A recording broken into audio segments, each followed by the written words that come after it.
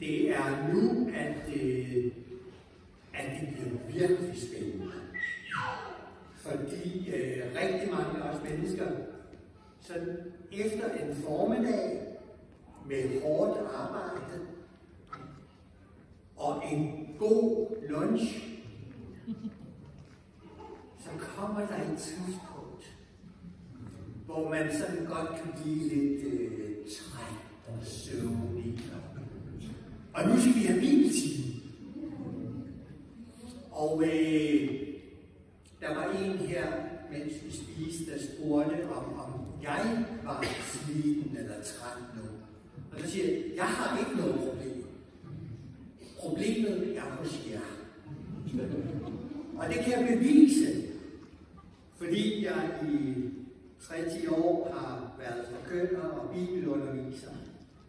Og jeg tror aldrig, jeg håber aldrig, nogen af jer har siddet på stolen og så set en prædikant eller forkynder falde i søvn. Jeg har enkelte gange stået heroppe og så set en falde i søvn. Og det må jo betyde, at det er langt hårdere arbejde, tungere arbejde at være tilhører. Og især hvis man skal lytte til et andet sprog. Så det er jer, der kommer på hårdt arbejde nu. En time oven på lunch, og så til med på dansk. Men vi får prøve, og så håber jeg, at det går godt. Inden vi lige tager hul på det, vi skal se på, så vil jeg lige nævne, at jeg har taget lidt bøger med, som ligger ude på bordet, efter aftale med Fred Arve. Og der er lige 2 bøger, jeg vil nævne. Det ene det er den her, en bibelkommentar til Ezekiels bog i Det Gamle Testament, og som vi kan se, så er det en mursten.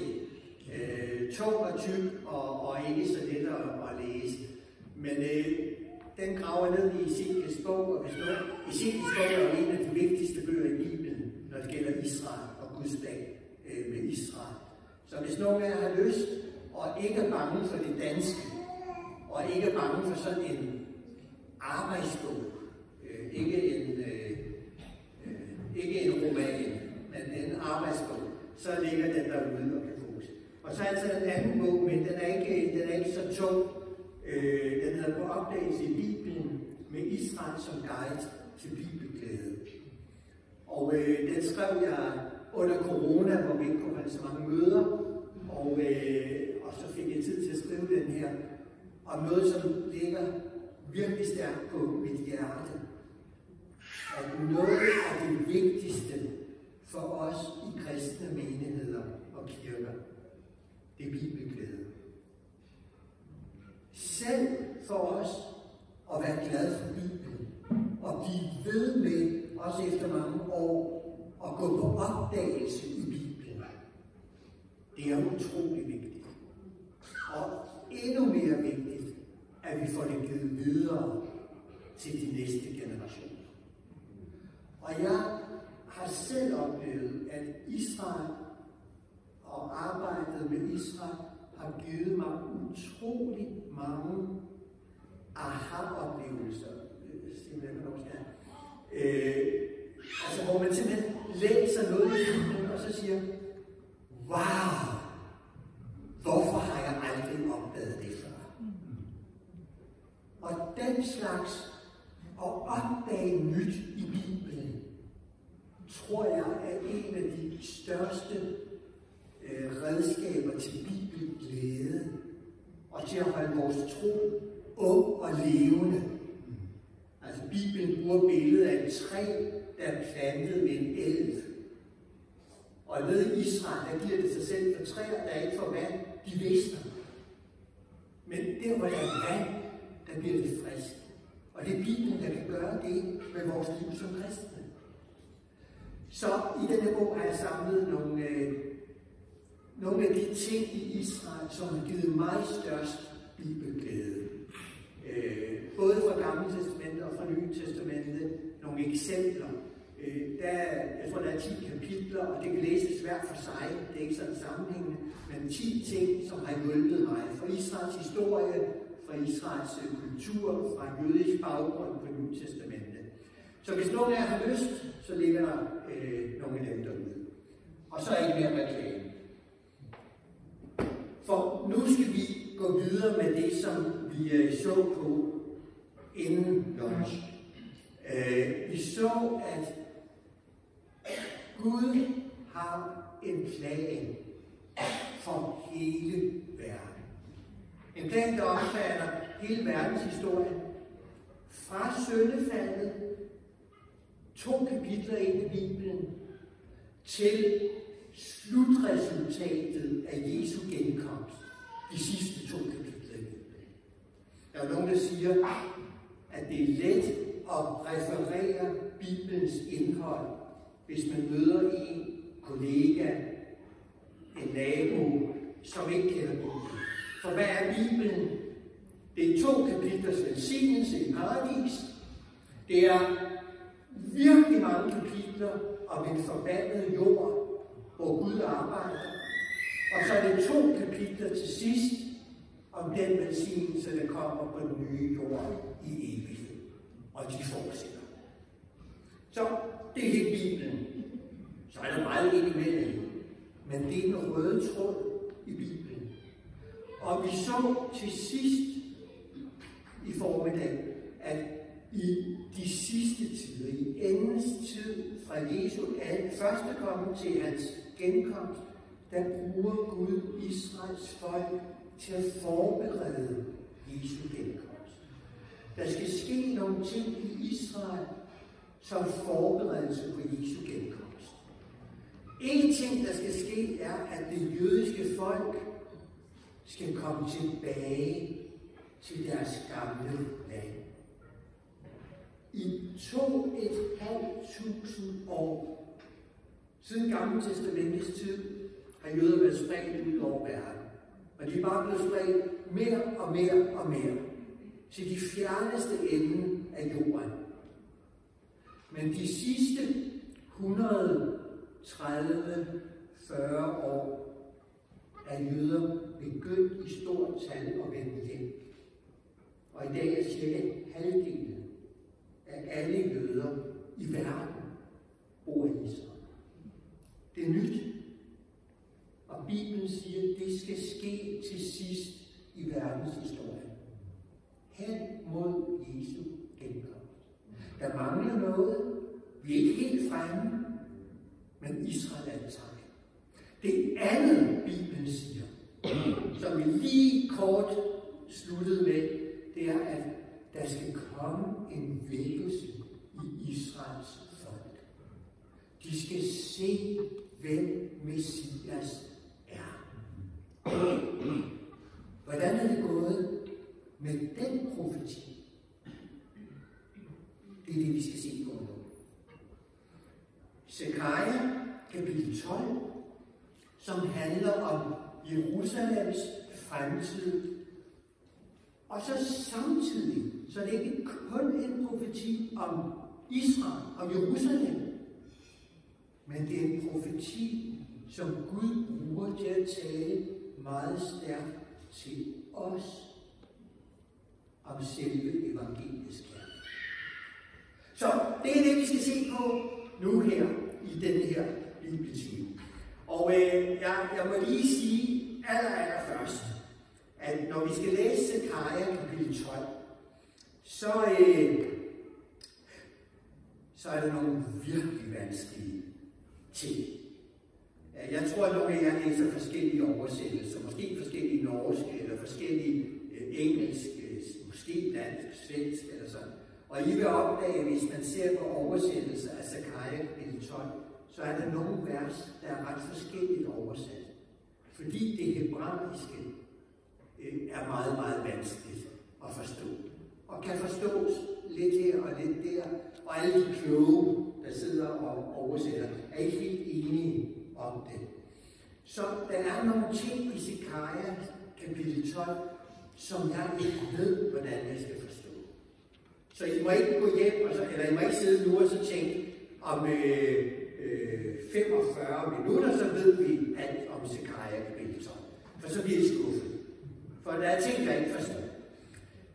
Men hovedlinjen igennem Zekaria 12, den kan vi få fat i.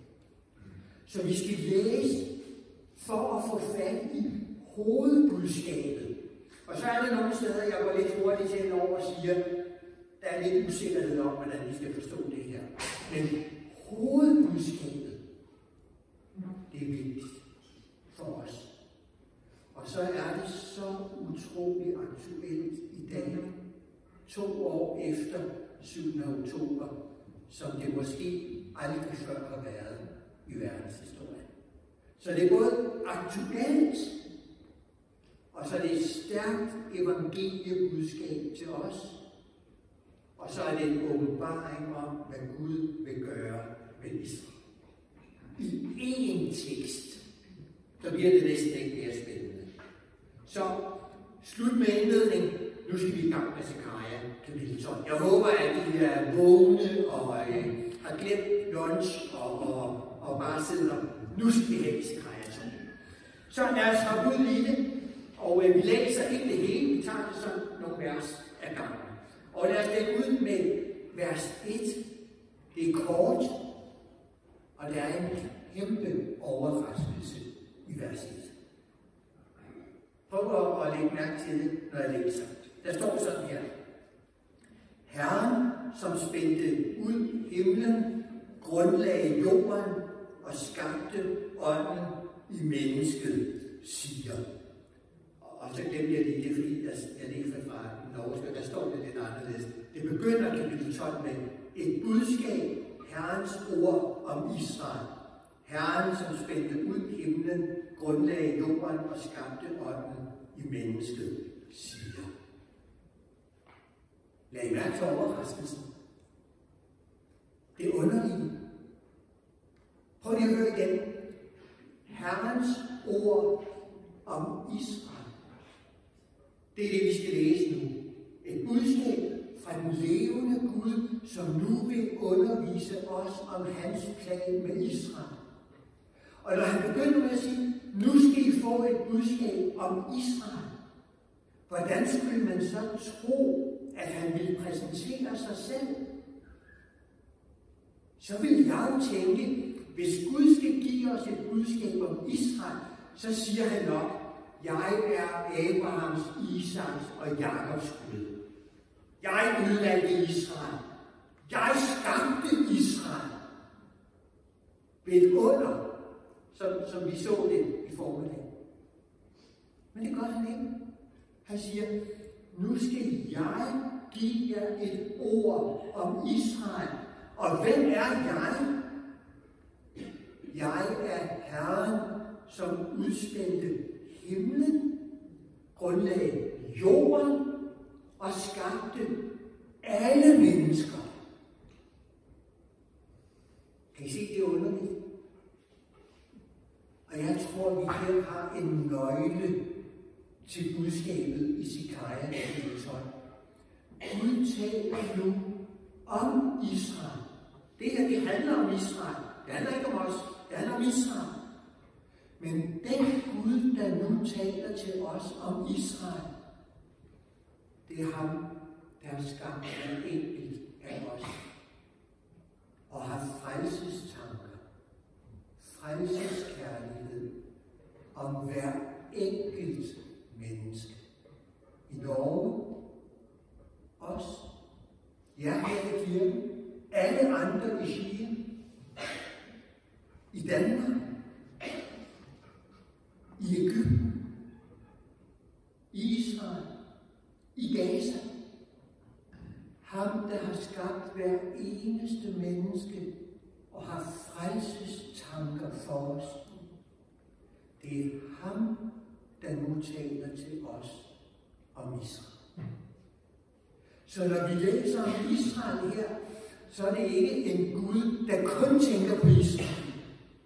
Så er det en Gud, som elsker alle mennesker. Og bruger Israel til at nå alle mennesker med frelsen. Det er vers 1. Og hvad er det så, Gud vil sige til os om Israels folk? Jo, det kommer i vers 2-3. Se, lige en parentes. Vi har mange tekster i Bibelen, der begynder med ordet se. Og det er en af de måder, Bibelen ligesom fanger vores opmærksomhed. Altså, nu skal, kære læsere, nu skal I åbne øjnene, nu skal I åbne ørerne, for nu kommer der noget vigtigt. Ja, vi har det igen, jeg tænkte på i morges, på ordet, som Jesus siger, det sidste i Matteus evangeliet. Se, jeg er med jer alle dage. Altså, et fantastisk ord, jeg tror mange af os har det som et af vores virkelig dejlige ord, ikke også? Og det begynder med, se, fordi nu vil Gud have fuld opmærksomhed. Og så siger han, se, jeg gør Jerusalem til et giftbæger for alle folkene omkring. Også Juda rammes under belejringen af Jerusalem. Den dag gør jeg Jerusalem til en tung sten at løfte for alle folk. Alle, som prøver at løfte den, skal rive sig til blods, men alle jordens folkeslag skal samle sig mod hende. Altså mod Jerusalem.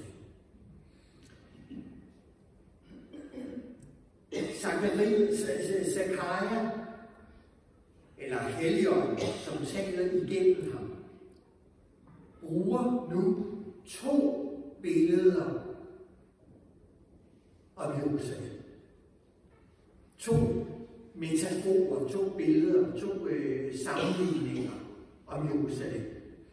For det første, så sammenligner han Jerusalem med et bæger, en kande, fuld af, og så står der i den norske bibel, gift. Mange bibeloversættelser forstår det lidt anderledes, ikke om gift, men om alkohol, vin, øl, sådan at, og jeg tror faktisk, at det er det, det betyder. Jeg tror ikke, det betyder gift. Jeg tror faktisk, ordet er brugt i en anden sammenhæng i en af salmerne, hvor det er helt klart brugt sammen med vin. Og jeg kunne se en gammel norsk bibeloversættelse, som oversætter det med en tumleskål med vin. Tumleskål, det ved jeg ikke helt, det har vi ikke på dansk. Men måske kender I det ikke også. Så jeg tror, at det vi skal læse her, det er, at Jerusalem bliver sammenlignet med en kande med en alkoholdrik. Så når man drikker den, hvis man tømmer den, så bliver man fuldstændig beruset og vakler omkring og falder og kan ikke stå på benene og kommer til skade.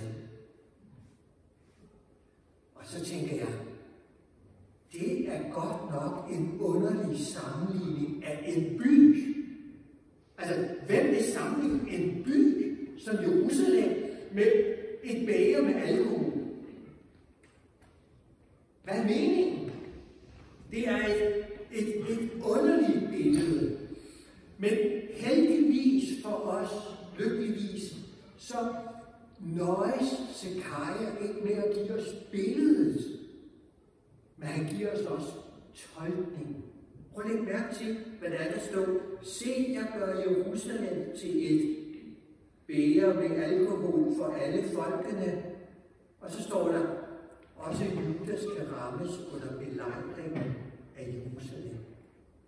Det vil sige, billedet, det er en kande med vin. Og betydningen, det er, at der skal blive en krig, hvor folkene rundt om Jerusalem vil have fat i Jerusalem. Vil belejre Jerusalem. Og det er her, jeg tror, at billedet med alkohol er ret vigtigt. Fordi vi ved, hvordan alt for mange mennesker har det forhold til alkohol. Altså, det første, der sker om morgenen, når de vågner, ikke også, så må de have fat i alkohol. Det må have fat i en øl, de må have fat i noget berusende. Ellers kan de ikke engang starte dagen. De er afhængige af alkohol. De må have det. Og så kommer Zekaria og siger, der kommer en dag, hvor, og så læg mærke til, hvem der er tale om her, folkene omkring, altså nabofolkene, og det vi i dag kalder Egypten og Saudi-Arabien og Jordan og Syrien og Libanon, folkene rundt om Israel, de vil få, for dem vil Jerusalem blive sådan et bæger med alkohol. De må have fat i det, ikke også? De kan ikke leve uden. De skal gribe bægeret. Vi skal have den by. Jerusalem bliver som sådan et bæger med alkohol. Men når de så prøver at få fat i det, begynder at drikke af det, også, så fører det til ulykke. Falder omkring, slår sig. Altså, det bliver til gift, faktisk, ikke også? For det går med. Så det første billede, som bliver brugt her, det er et bæger med alkohol. Så skal Jerusalem blive, fordi nabofolkene vil have den by og går i krig. De belejrer byen for at få den. Men det ender galt. Det ender i en katastrofe for naboerne. Det er det første billede. Så kommer det andet billede, og det er lige så underligt at sammenligne en by med. For prøv at se det andet billede i vers 3. Den dag gør jeg Jerusalem til en tung sten. En tung sten at løfte for alle folk. Altså sammenligne en by med en tung sten. Altså, og her har I en fordel i Norge. Det er fordi i Danmark, en tung sten, det kan være sådan en lille en også. Og jeg tror ikke, det er det, der er talt om her. Altså, det er en klippe. Det er en kæmpe sten, ikke? Som man ikke kan løfte. Ikke? Man sætter skulderen under, og man prøver, og måske kan man lige rokke den lidt. Og så gider man og skraber huden af, og det bløder, og man kan ikke løfte den. Hvad betyder det, at Jerusalem bliver sådan en tung sten? Jamen igen, vi behøver ikke at gætte, for teksten tolker sig selv. Det kommer i de næste vers, i den sidste sætning. Alle jordens folkeslag skal samle sig mod hende, mod Jerusalem. Det er det, det betyder. Det betyder, allerførst så læg mærke til, at der er forskel på det første billede. Det handler om nabofolkene. Folkene omkring Israel. Hvad handler det andet billede om? Det handler om alle jordens folkeslag. På dansk kalder vi det internationale samfund. Jeg ved ikke, I er med på det, ikke også? Verdenssamfundet. FN havde jeg lært sig. Alle jordens folk går sammen. Og hvad er det så, de gør? De prøver at løfte den sten, som Jerusalem er blevet til. Jerusalem er blevet en byrde. En tung sten for verdenssamfundet. Der kommer en dag, siger Zekaria, hvor folk i alle lande rundt om på jorden skal se på Jerusalem og så sige, nej, nu er vi nødt til at gøre noget. Nu må vi gå ind og løse problemet. Løfte stenen i Jerusalem. Og hvad gør de så? Jo, siger Zekaria, de sender en hær imod Jerusalem. De samler sig. En multinational styrke, en international styrke skal samle sig omkring Jerusalem. Men de kan ikke løse Jerusalems problemer. De vil rive sig til blods. De kan ikke løfte stenen.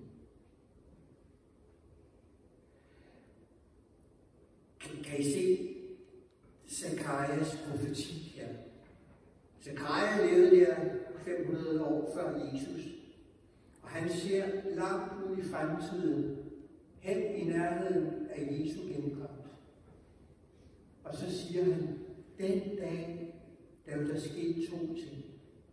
Nabofolkene vil have Jerusalem, og derfor starter de en krig for at få det. Og verdenssamfundet, alle jordens folkeslag, vil sige, nej, nu er det nok. Nu griber vi ind. Men de kan ikke. De kan ikke løse det. De kan ikke skabe fred. Hvis Zekaria 12 var endt her, så vil vi sige, er der overhovedet nogen løsning? Men Zekaria 12 ender ikke her. Vi skal have de næste vers med, vers 4-9. Og det er især i de her vers, at der er nogle ting, der er virkelig vanskelige at forstå. Som selv de kloge bibeltolkere ikke er enige om. Og jeg vil ikke gå ind i alt det. Men jeg vil læse det. Og så skal vi lægge mærke til én ting, som er det vigtigste. Hvem handler i disse vers? Altså på dansk så taler vi om subjekt eller grundled. Hvem er den, der handler? Hvem kan løse problemet om Jerusalem, når nabofolkene slås, fører krig, og det internationale samfund ikke kan løse det og skabe fred? Hvem kan? Prøv at lade os læse vers 4. Den dag, siger Herren, slår jeg alle heste med forvirring og rytterne med galskab. Men jeg vil lade mine øjne våge over Judas hus og slå alle folkenes heste med blindhed. Der skal høvdingene i Juda sige i sit hjerte, de som bor i Jerusalem er stærke i sin Gud, Herren over herskererne. Den dag gør jeg høvdingen i Juda lig et fyrfad i en vedhavn og lig en brændende fakkel blandt kornbånd. De skal fortælle til højre og til venstre alle folkene omkring. Men folket i Jerusalem skal fremdeles få bo i Jerusalem. Herren vil først lave Judas telt, så ikke Davids hus og de, som bor i Jerusalem, får større heder end Juda. Den dag skal Herren være skjold for dem, som bor i Jerusalem. Den, som snubler den dag, skal være som David, og Davids hus som en Gud, som Herrens engel foran dem. Den dag agter jeg at udrydde alle folkeslagene, som kommer mod Jerusalem.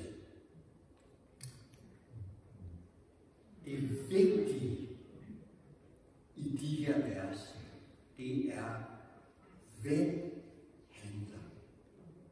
Og jeg har lige prøvet at tage lidt sådan fra den norske oversættelse, og lige prøve at skrive op bare med vægt på, hvem er det, der handler i de her vers. Vers 4. På den dag slår jeg, siger Gud. Jeg vil lade mine øjne våge. Jeg vil slå. Eller i vers 5. De er stærke i Gud, herskers herre. I vers 6. Den dag gør jeg, eller vers 7. Herren vil frelse med bjerge. Vers 8. På den dag skal Herren være skjold. Altså ikke den israelske hær, ikke Mossad, men Herren. På den dag agter jeg, siger Gud, at slå angrebet fra folkeslagene tilbage. Kan I se, selvom nogle af detaljerne i de her vers er vanskelige, og vi måske ikke forstår dem, så er budskabet tydeligt. Hvem kan skabe fred i Jerusalem? Præsident Trump? Nej. FN? Nej. Putin? Slet ikke. Danmarks og Norges statsministre.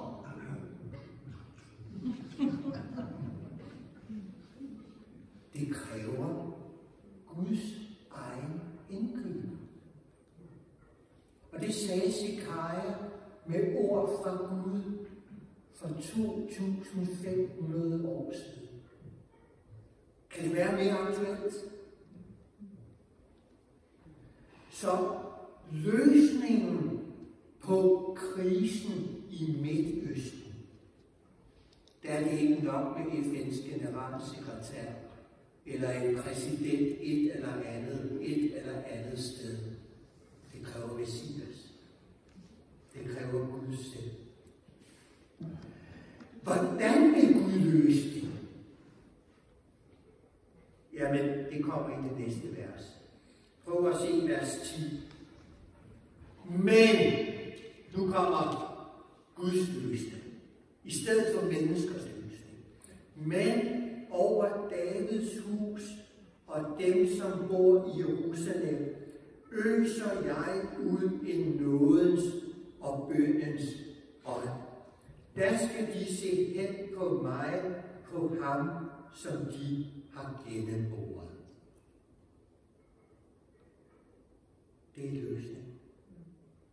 Lad os prøve at se på det. Det første, der står, det er, at den dag, altså Zakaria står her for 2500 år siden, og han ser frem til omkring Jesu genkomst. Og så siger han, den dag, den dagen der, hvad vil Gud gøre? Og så bruger han igen billedet af en kande. Men denne gang er det en helt anden kande. Og så siger han, den dag vil jeg øse hele min ånd, nådens og bønnens ånd, navnet på Helligånden, ud over Jerusalems indbyggere, ud over Israels folk,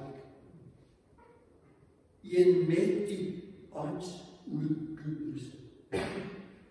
Og hvad sker der så? Så sker der det under, at de skal se hen til ham, der blev gennemboret. Altså, det her, det skal ske en dag langt ude i fremtiden. Og den dag vil de se hen til en, som inden den dag er blevet gennemboret. Jeg håber, vi skal tænke skarpt på tiden her. Zakaria står her og siger det 500 år før Jesus. Og så siger han, herude ved Jesu genkomst, der skal de se hen til en, som på et eller andet tidspunkt i midten er blevet gennemboret.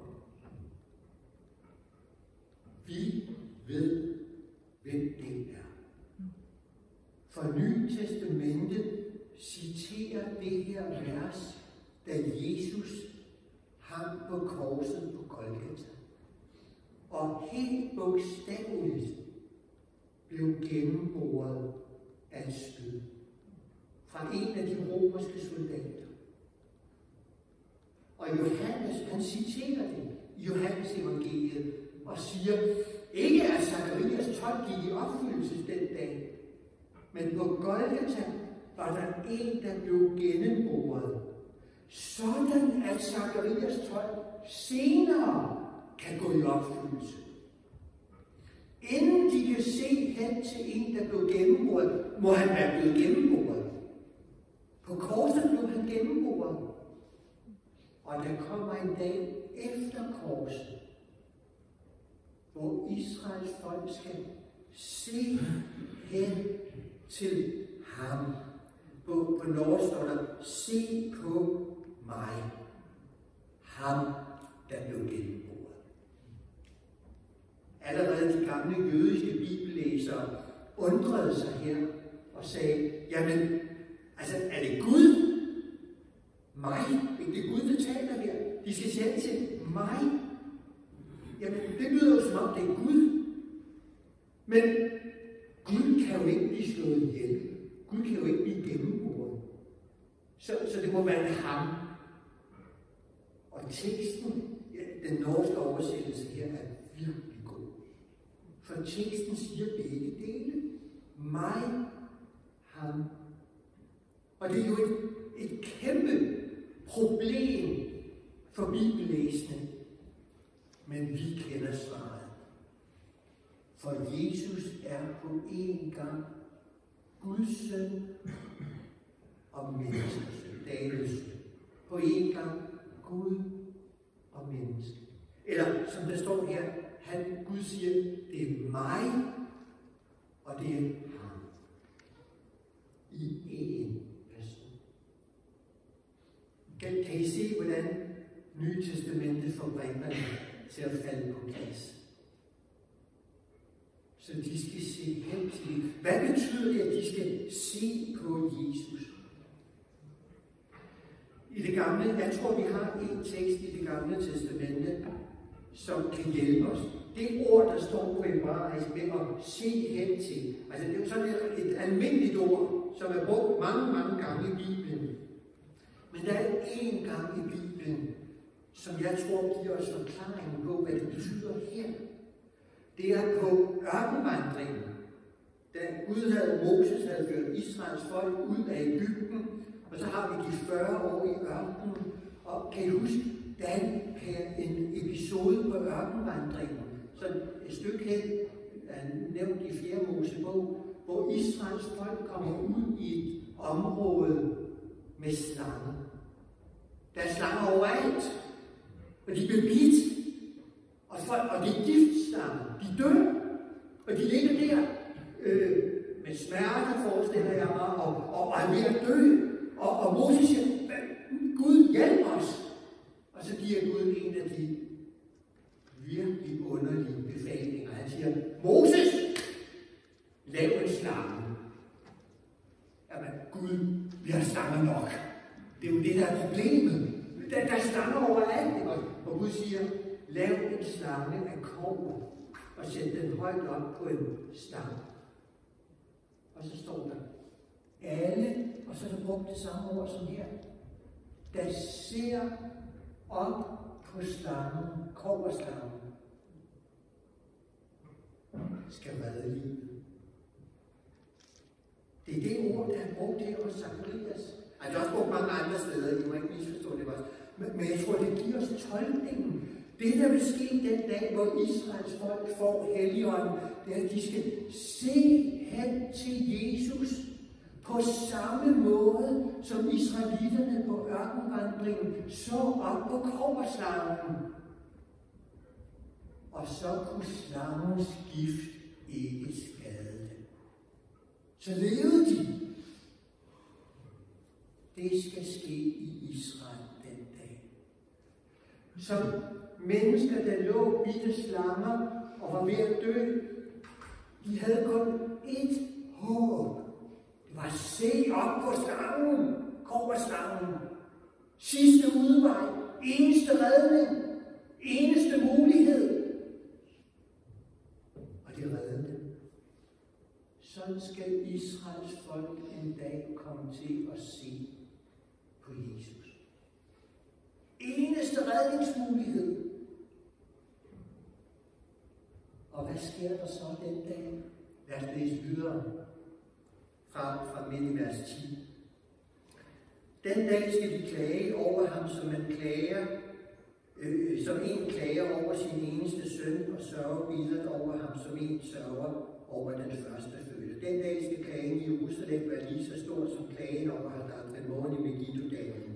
Landet skal holde klage, hver slægt for sig. Davids hus for sig, og deres kvinder for sig. Nathans hus for sig, og deres kvinder for sig. Levis hus for sig, og deres kvinder for sig. Shimis hus for sig, og deres kvinder for sig. Alle de andre slægterne hver for sig, og alle deres kvinder for sig. Hele Israels folk, fra kongeslægten Davids slægt til de fuldstændig ukendte slægter. Fra præsterne Levis slægt til lægmænd, mænd og kvinder, hele folket skal klage. Omvendelsens gråd, omvendelsens anger.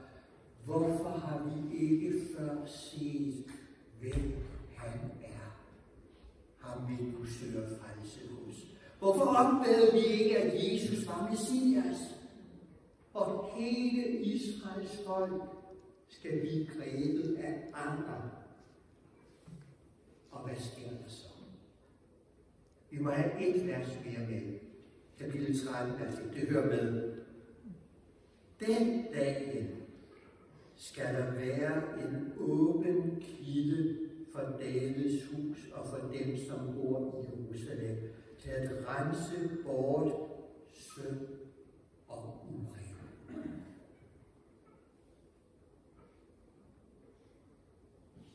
Det er tredje gang, at Zekaria nu bruger billedet med vand og helle. Først brugte det om bægeret med alkohol.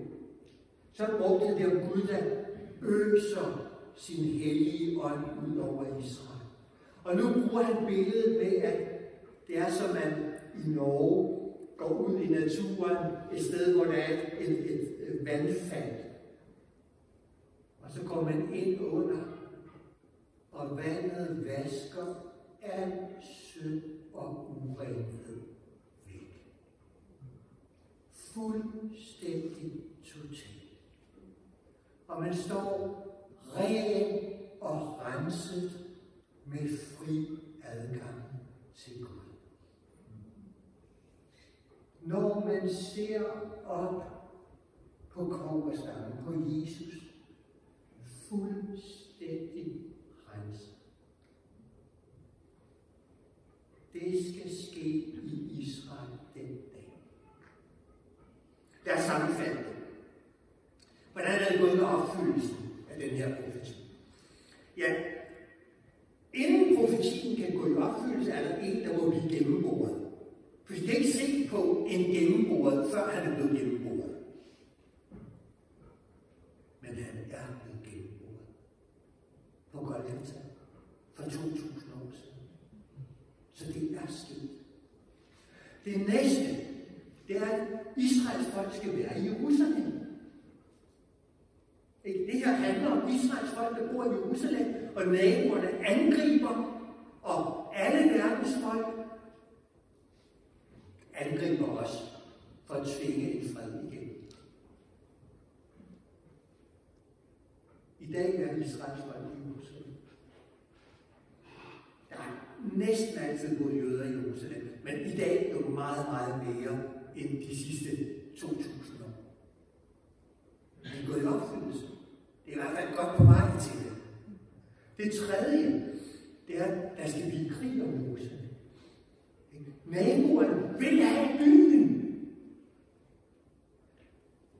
Hvad er det, vi ser i dag? Naboerne vil have byen. 7. oktober sagde Hamas, vi laver det her angreb på Israel, og så kan de Al-Aqsa-stormen, fordi målet var at få Jerusalem. Det sagde Zekaria for 2.500 år siden. Det er det i dag. Og så står der, at alle jordens folk skal sige, nu vil vi løfte den her sten. Hvordan er det med det? For år tilbage har jeg tænkt, der er vi ikke i dag. I dag efter 7. oktober er Israel så isoleret, og verdens folk vender sig mod Israel. Også Danmark, også Norge, som aldrig før. Var det nogen? Nej. Jo, der er mange eksempler på det. Jeg var lige sige, for en måned siden, i august måned, der sagde Irlands præsident, han er ikke nogen god ven af Israel, han sagde til FN, sæt en militærstyrke ned og bank den på plads. Det er Zekaria som. Vi er der ikke helt endnu. Danmarks statsminister går ikke ind for det, og jeg ved ikke med Norge, jeg tror det næsten ikke, men det bliver mere og mere Israel isoleret. Og flere siger, de kan ikke selv finde ud af det, så de må tvinge en løsning igennem. Det er Zekaria 12.